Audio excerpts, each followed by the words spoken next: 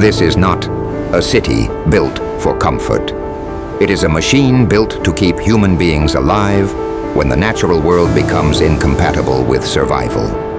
In the middle of a region where summer temperatures now routinely exceed 130 degrees Fahrenheit, where electrical grids collapse under air conditioning demand, and where economic shocks can sever supply lines overnight, engineers have constructed something unprecedented. A fully integrated survival habitat designed to function when everything outside its borders fails. This is not speculation, this is happening now. The threat is not abstract. At 130 degrees, human skin burns on contact with metal surfaces. Asphalt softens. Power transformers overheat and explode. Water evaporates faster than it can be delivered. And if the electricity stops, if the cooling fails, people die within hours. Hospitals fill with heat stroke victims, morgues overflow. Entire neighborhoods become uninhabitable. Traditional cities were never designed for this. They are failing. I'm standing in what they call the Thermal Canyon, a 60-meter wide pedestrian corridor carved between two residential towers. The walls here are coated in a ceramic composite that reflects 92% of solar radiation. Above me, a retractable canopy blocks direct sunlight. The air temperature outside this zone is 126 degrees. Inside, it's 89. You can feel the difference physically. This is engineered shade at urban scale. The city spans 42 square kilometers and is designed to house 800,000 people. It sits on the edge of a coastal desert, chosen not for beauty, but for access to seawater, bedrock stability, and proximity to existing energy infrastructure. Every building, every street, every utility line was designed simultaneously as part of a single interconnected system. There are no retrofits here, no legacy grids, no compromises. The location itself is strategic. Coastal access means desalination is viable.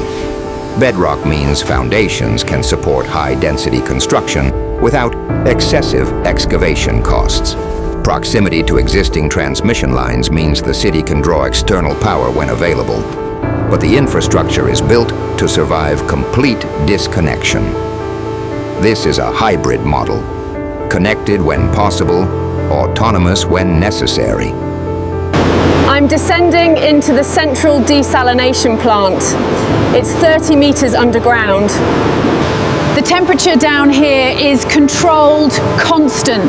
This is a testament to sophisticated engineering. This facility produces 400 million liters of drinking water per day using reverse osmosis powered by dedicated solar arrays and backed up by natural gas turbines. They have reserve storage for 18 days. 18 days without a single drop of external input. The hum you're hearing is the backup pumps. They test them every 6 hours. Water is a survival. In a blackout, most cities lose water pressure within 12 hours as pumps fail and reservoirs empty. Here, every district has its own underground storage cistern. Gravity-fed distribution can maintain flow even during total grid failure. The pipes are insulated to prevent heat gain. The entire network is monitored in real time by sensors that detect leaks within 30 seconds. Nothing is wasted. Gray water is captured, filtered, and reused for cooling systems and landscape irrigation. Every liter is accounted for. The engineering is redundant by design. If one desalination line fails, 3 others continue operating. If the main solar array goes offline, the turbines activate within 90 seconds. If both fail, stored water buys time. The system assumes failure and builds around it. I'm inside one of the thermal battery vaults. These are phase-change material storage units. During the night, when electricity is cheaper and cooler air can assist chillers, the system freezes these tanks. During the day, the stored cold is released into the district cooling network. It's thermal inertia. The city can maintain interior cooling for up to 14 hours without any active refrigeration.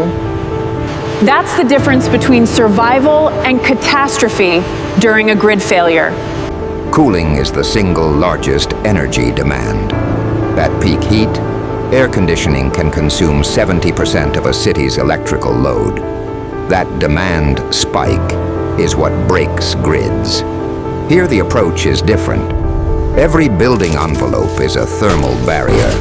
Triple glazed windows, vacuum-insulated concrete panels, reflective roofing. Heat is stopped before it enters. Then, centralized district cooling plants distribute chilled water through underground pipes to every structure. It's vastly more efficient than individual air conditioners.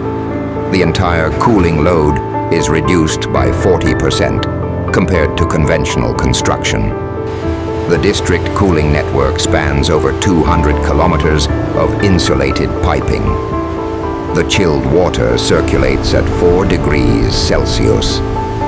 Heat exchangers in each building transfer the cooling without mixing the water supply.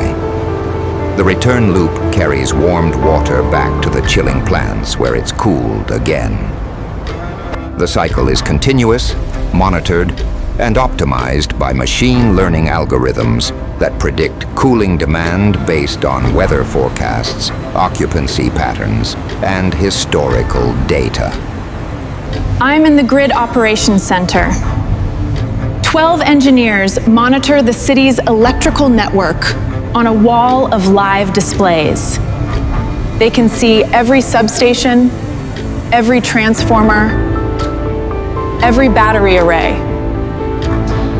The city draws power from 3 sources: solar farms generating 600 megawatts, offshore wind turbines adding 200 megawatts, and a natural gas peaker plant held in reserve. But the critical layer is storage. 4 gigawatt hours of lithium-ion batteries. If the external grid collapses, the city can sustain essential systems for 36 hours on battery power alone. 36 hours is enough time to activate emergency protocols, reduce non-essential consumption, and bring the gas turbines online. The system is tiered. First, batteries, then turbines, then controlled shutdowns of non-critical loads. But residential cooling stays on, hospitals stay on, water purification stays on. Everything else is negotiable. The algorithms that manage this were tested in simulation against every failure scenario. Cyber attack, physical sabotage, grid cascade, fuel shortage, extreme weather. The solar arrays are positioned on the city's periphery, elevated on steel frames that allow maintenance access and prevent sand accumulation. Each panel is equipped with automated cleaning systems that activate nightly. The wind turbines offshore are anchored in shallow coastal waters, designed to withstand sustained winds of 160 kilometers per hour. Both systems feed into a centralized switching station that balances load, manages storage, and isolates faults. I'm walking through a residential tower. The hallways are wider than normal. The ceilings are high. Air moves through convective channels built into the walls. Even without mechanical cooling, the design passively reduces indoor temperatures by 12 degrees compared to outside ambient conditions. The windows are small, angled away from direct sun. It feels monastic, intentional. Nothing here is decorative. Every surface has a thermal function. Housing density is carefully calculated. 800,000 people in 42 square kilometers. That's controlled crowding, high enough to make centralized infrastructure efficient, low enough to prevent the urban heat island effect from becoming unmanageable. The streets are narrow, shaded. Vehicle traffic is almost entirely underground. Surface transit is electric, running on dedicated lanes beneath tensile fabric canopies. The city is walkable, but only because walking has been made survivable. Each residential unit is compact, 60 square meters for a family of 4. Appliances are energy rated. Water use is metered and billed progressively to discourage waste. Balconies are prohibited to prevent heat gain through exposed concrete. Communal spaces are cooled and shared. Privacy is reduced. Efficiency is maximized. This is not luxury. This is density managed for survival. I'm in the food distribution depot. It's refrigerated, vast. They stockpile 60 days of dry goods and 30 days of frozen protein. The supply chain is designed to withstand port closures, fuel price shocks, and border disruptions. This isn't abundance, it's redundancy. The city imports 90% of its food, but it has the storage and rationing protocols to survive a complete supply cutoff for 2 months. Economic collapse is the third threat. If the national economy crashes, if currency devalues, if trade routes freeze, the city must continue functioning. That requires local energy production, local water, local food storage, and a governance model that can enforce rationing, curfews, and emergency labor conscription. This is not a democracy in crisis. It is a managed system. Surveillance is total. Every resident is tracked. Every transaction is digital. Dissent is a system risk. The city's financial model is opaque. Funding came from sovereign wealth reserves, international loans, and private investment from entities betting on climate migration. The operating budget assumes subsidies will continue. If they don't, if oil revenues decline, if bondholders demand repayment, the model collapses. The city becomes a stranded asset, a monument to miscalculation. I'm standing in the emergency operations bunker. It's reinforced concrete, buried 40 meters down. From here, the city can be governed under siege conditions. There are food stores, water, air filtration, independent power. The people who run this city have planned for the possibility that the outside world stops functioning entirely. That this place becomes an island, a refuge, or a fortress. The cost was $47 billion. The timeline was 9 years. 60,000 workers, many of them migrants, built it in rotating shifts through summer heat that killed 19 of them. The political calculus was brutal. Build this, or face the collapse of coastal population centers when the heat makes them uninhabitable. The choice was made. The money was spent. The city is operational. Construction began with the subsurface infrastructure. Tunnels were bored for utilities, transit, and vehicle corridors. Foundations were poured in segments. Supply convoys brought in materials from ports 200 kilometers away. During peak construction, concrete trucks arrived every 4 minutes. Steel shipments totaled 1.3 million tons. The scale was industrial, relentless, and punishing. Free Habakkuk. I'm in the medical district. The hospital here has 800 beds, trauma units, and stockpiles of medication designed to last 90 days. They have their own backup generators, independent water supply, and priority cooling status. In a citywide emergency, this building becomes the last line of survival.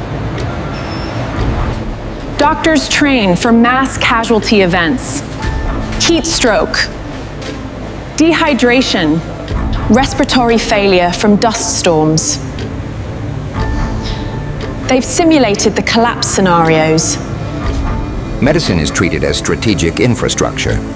The city employs 400 physicians and 1,200 nurses. Pharmaceutical supplies are stored in climate-controlled vaults. Vaccines are maintained at precise temperatures. The emergency response time for any district is under 7 minutes. Ambulances are electric, silent, and equipped with onboard cooling pods for transporting heat stroke patients whose core temperatures exceed 41 degrees Celsius. The city also maintains a biological containment wing. Infectious disease outbreaks in overcrowded heat-stressed populations are a statistical inevitability. Isolation wards, negative pressure rooms, and quarantine protocols are ready. The assumption is not if, but when